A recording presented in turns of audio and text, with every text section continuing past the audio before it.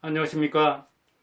약자와 함께하는 인생 성형가 정영기입니다. 5월은 가정의 달이라고 하죠. 예, 마침 오늘이 어린이날입니다. 제가 방송하는 것은 그 전일인데 하루 전에 되게 녹화를 하거든요. 예, 어린이날이 또 가자마자 바로 뭐 어버이날이다, 스승의 날이다, 또 부부의 날이다, 뭐 성년의 날이다. 5월은 가족 구성원들이 뭔 날인가는 하루 맞이합니다. 아들이자 저도 아버지잖아요. 그런데 가족은 힘이자 짐입니다. 힘도 되지만 짐도 됩니다. 그렇다고 가족을 선택합니까? 부모를 골라서 나온 사람 있습니까? 자식을 선택합니까? 자식 낳는 때는 선택하는 거 그러죠. 그러나 그 성별하며 생김새하며 유전자, 지능 그걸 자기가 마음대로 할 수 있습니까? 선택이 아니라 가족은 필수입니다. 그렇게 주어지는 겁니다. 바꿀 수 없어요. 끊을 수 없어요. 우리 아버지 아니다. 내 아들 아니다. 호적에서 파가라. 그런다고 인연이 끊어집니까? 안 볼 수도 없어요. 이게 짐이 되기도 하고 힘이 된다고요. 힘은 얼마나 천생연분입니까? 부부만 천생연분입니까? 부부보다도 부부는 남이자 님이라고 하잖아요. 남에서 한 점 떨어지면 님이고 님에 한 점 더하면 남이라고 유행가 가사에도 나오잖아요. 천생인연입니다. 8억이나 되는 이 많은 인구 중에 가족, 저도 좁게 잡으면 4명, 우리 넓게 어머님이 들어보면 한 24명 안팎, 6남매, 아들과 조카들. 이게 얼마나 크나큰 질긴 인연입니까? 그런데 짐이 되겠짐이. 기대가 많아서 그래요. 저쪽에서 말하는 게 서운한 이유는 부부라 그런 거예요. 잘 아니까 서운하게 해요, 사실은. 왜? 잘 아니까 이해하리라고 보고. 그런데 잘 아니까 어쩌면 나한테 이렇게 자식이, 부모가, 배우자가 이렇게 이야기할 수 있을까 하고 바라는 게 있으니까, 기대가 있으니까. 그렇다고 인연을 끊으리라고 내가 너는 다시 안 본다고 했지만 자식이 힘들면 방치할 수 있습니까? 제가 힘들어서 대학도 못 보냈는데, 힘들어서 결혼할 때 전세도 마련 못 해주는데, 그런데 전세가 어떻게 잘못돼가지고 사기꾼한테 당해서 저렇게 힘들어하는데, 전세 사기 당한 사람들이 스스로 목숨을 끊는 수도 있다고 하는데, 마음이 아파서 부모가 전세 살고 있으면 그 전세금이라도 빼주고 싶은, 그게 또 부모잖아요. 짐이 되잖아요. 이게 자녀도 부모한테 짐이 되고 부모도 자녀한테 짐이 됩니다. 그래서 노인들이 자살을 많이 하는데, 특히 남자들이 자살을 하는데, 되게 불치병이 걸리면 내가 짐만 되고 벌어놓은 것도 없는데, 자식 가르치지도 못했는데 어떻게 짐이 될 수 있겠느냐. 그렇게 스스로 또 목숨을 버리거나 세상을 버리는 사람이 있습니다. 불화하고 마음에 탁 맺힌 게 있으면 어디 가서 부모 이야기, 자식 이야기, 형제 이야기를 못하는 거예요. 왜?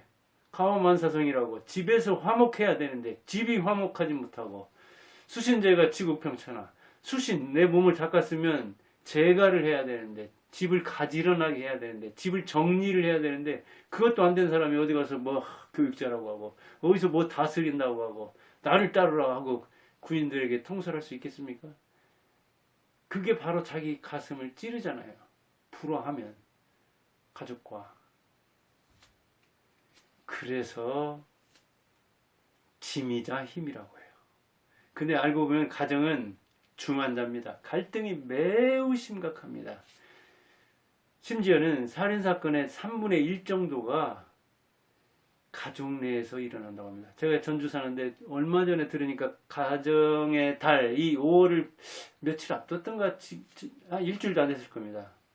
그 형을 살해하고 뭐 부모를 살해하고 그 다음에 의붓어머니를 살해하고 자기도 죽었다는 이 비참한 가족사 이야기, 가족살인 이야기가 여기에 있었습니다. 뭐 전주 한 65만 안팎 인구 되니까 그런 사건이 있으면 떠들썩합니다.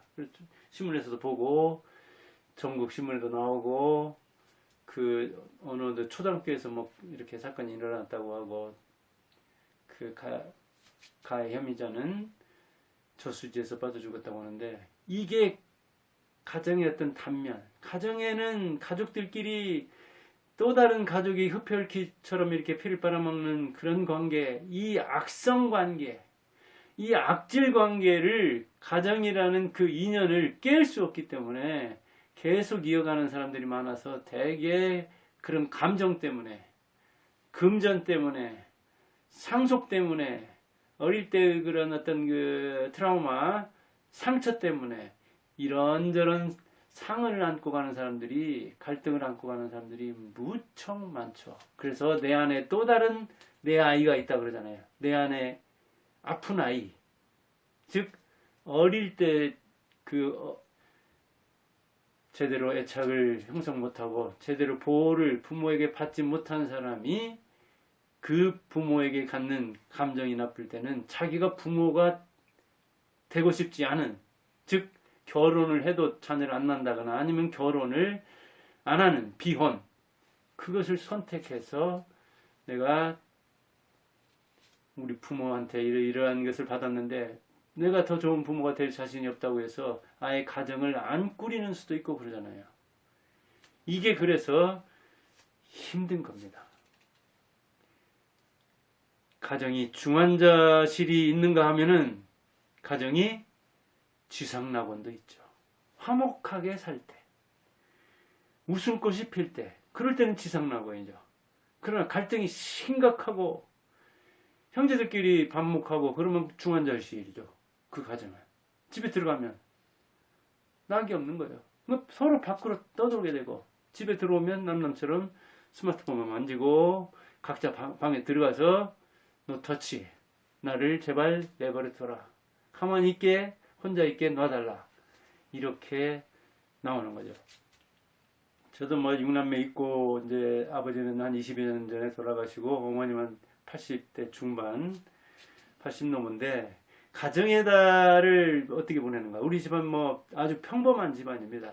아주 옛날부터 진안이라는 오지에서 태어나서 그냥 평범한 집에서 태어나는데 가정의 달을 어떻게 보내는가 하는 게 이게 모범이 아니라 우리가 그렇게 한다 하는 걸. 명절은 되게 부모 집에서 모이잖아요. 부모 집에 모이고 생일 같은 거 이제 밖에서 이렇게 외식을 한다든가 아니면 부모 집에 모일 수도 있고 그러겠죠. 그런데 이 가정의 달, 어버이 달 이런 때는 우리나라 얼마나 할 일이 많습니까? 5월은 오죽하면은 펑크가 난다고 하잖아요. 양가 용돈, 자녀들 어린이날이다 뭐다, 조카들 또 어버이날 무슨 날 다 챙기다 보면 주머니가 빈다는 얘기잖아요. 그런데 이 어린이날, 어버이날 이걸 다 통합해서 우리는 이 6남매가 있잖아요. 그래서 위에서부터 어떻게 사는가를 볼 겸 자식들이, 그래서 요새는 자식들 집도 좀 잘 안 가는 측면이 있잖아요. 각자 이 자녀 집에서 그 가정의 날 행사를 그래서 쭉 했어요. 우리 여섯 쭉 해가지고 오남 밀려 집을 한 번 뺑 돌았거든요. 대개 이제 여기 전라도에 많이 살고 경기도 살고 뭐 그러는데, 그 다음에는 이제 제가 오남 일창남이잖아요. 장남부터 해가지고 가족 소풍, 뭐 조카집 다 모여들면은 한 24명 안팎 되니까 25인승 그 차 같은 거 이렇게 불러가지고 가족 소풍을 했습니다. 한번 제가 할 때는 저쪽 순천 그 국제공원 뭐 이렇게 있잖아요. 순천만 그쪽으로 이렇게 불러왔고, 그 다음에 이제 둘째가 수원 사는데 수원에서 그 수원 화성이라든가. 근데 그 다음에 코로나가 생겨가지고 중단이 됐습니다. 셋째부터. 그래서 이제 5월 5일, 예, 오늘 촬영날 말고 내일입니다. 촬영날은 뭐는 이게 방송은 아마 그날 보겠네요. 오늘 이제 셋째가 주관해서 나들이를 하기로 했는데 뭐 바람 불고 비 온다고 그래도 가기로 했습니다. 이번에는 중간 지점 비슷한 곳 태안, 충남 태안 있죠. 태안반도. 거기에서 모여서 비 오면 뭐 이제 그냥 펜션에 있는 거죠. 잠깐 비 그치면 또 나들이 할 수 있는 거고. 그렇게 했고, 그 다음에 아버지 돌아가신 다음에 어머니가 하도 소원을 해가지고 자식들하고 같이, 딸하고는 같이 갔어요. 뭐 중국이다, 며느리하고도 가고 일본도 가고 그랬는데, 아들들하고 한번 여행을 가기가 소원이라 해가지고 그 포원을 풀어줄 겸 해가지고 한 4, 5년 전 되나요? 베트남을 한번 갔습니다. 근데 이 다섯 아들 일정 맞추는 게 보통 힘든 게 아니라고요. 아마 몇 달 조정했을 거예요. 그 막내 딸이 주선을 해가지고 일정을 잘 조정을 해서 갔다 왔습니다. 근데 그때 패키지로 갔다 왔는데 그 팀에 지긋한 나이를 먹은 사람들이 다 하는 이야기가 어떻게 그렇게 맞췄냐 그러더라고요. 저도 뭐 이렇게 여러 이제 자영업도 하고 뭐 여러 일을 하는데 어떻게 그렇게 맞춰서 왔느냐. 그렇죠. 진짜 우리도 아들 다섯하고 어머니하고 맞추는데 힘들었습니다. 아마 막내딸이 없었으면 추진하기 힘들었을지도 몰라요. 그러잖아요. 직장 생활을 하고 또 뭐 교육자도 하고 자영업도 하고 여러 가지로 농사도 짓고 여러 가지로 그 일을 하고 충정변호도 동생도 있고 그러니까 그 일을 이렇게 이제 뭐 3박 4일 갔다 오려면 한 일주일은 비워둬야 하잖아요. 그 맞추는 게 쉬운 문제가 아니더라고요. 그러니까 같이 여행하는 사람들이 다 그걸 궁금해 하더라고요. 이제 화기애애하게 이렇게 모여서 온 것만 해도 일단 의기투합해서 온 것만 해도 대단하지만 그걸 어떻게 맞췄느냐. 자기들도 형제가 서너밖에 안 되는데도 그거 한 번 하려고 해도 말은 꺼내는 건 쉬운데 그냥 몇 년 지나가고 10년 훌쩍 지나가고 해가지고 부모하고 함께 이렇게 오는 게 쉽지 않았는데 맞습니다. 뭐 좀 불편해도 뭔가 좀 불이익이 있어도 맞춰야 하는 거죠. 그런 게 형제잖아요. 그러니까 형제가 힘이 되려면 짐이 안 되고 힘이 되려면 서로 적응을 해야죠. 좀 양보를 한달까요? 배려를 한달까요? 손해 보면서도 어떤 그 가족의 공동선이랄까요? 그런 선의를 추구한다. 그렇게 맘먹어야지 자기가 자기 중심으로 그냥 다른 형제 끌고 오고 부모까지 끌고 오려고 하면 안 되죠. 이게. 그래서 형제들끼리 서로 이해를 하고 그 천생인연을 8억이나 되는 데서 이 만난 몇 명 안 되는 이 인연을 강화하고 그리고 형편에 맞게 소박하게 하면 되는 거예요. 우리도 그래요. 어머니 뭐 이제 그 뒤로는 베트남 갔다 온 뒤로는 무릎 수술도 2번이나 하고 지금 같으면 못합니다. 그러니까 그때 어찌 보면 그렇게 서둘러서 했기 때문에 다행히 베트남이 날씨도 안 좋다고 그러는데 가을에 갔나요? 날씨도 좋아서 날씨도 좋더라고요. 지금은 태양 같지만 이런 데 가지만 이 평지 같은 데도 이게 수레 끌고 가야 되고 뭐 휠체어 밀고 다니고 그래야 됩니다. 그나마라도 어때요? 얼마 전에 하도 소화가 안 되고 이렇게 조금만 뭘 먹으면 이상한 거 먹으면 체한다고 했어가지고 이 86세 먹은 어머니가 내시경을 한다고 그러고요. 위내시경을 한다고 그러고요. 이거 노인 양반들 시골 양반들 얼마나 진짜 뭐 중병 걸려야 어디 병원 가거든요. 어찌 보면. 근데 이제 어머니는 뭐 이것저것 하면서 뭐 자잘한 병을 발견하기도 했지만 근데 이게 노인 양반이 이게 또 위내시경 정도 하려고 오는 걸 보면 굉장히 건강이 안 좋은가 보거나 걱정이 되더라고요. 정말 제가 검사하는 것도 얼마나 걱정됩니까? 자기 본인 조사하고 검사하고 이런 것도 건강진단할 때 참 걱정되는 거잖아요. 그렇게 서로 참 고생했는데 건강하게 사셔야 할 텐데 하고 부모를 걱정하는 그게 어버이날 용돈 많이 주는 것보다 더 중요합니다. 지금 자식들도 자식들 참 나 같은 부모 만나가지고 어떻게 내가 부모 노릇도 제대로 못했는데 잘 자라줘서 고맙다.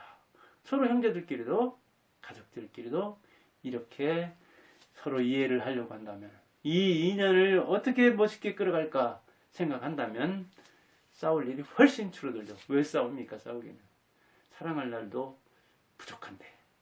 그래서 가족은 힘이자 짐인데 힘을 기르자.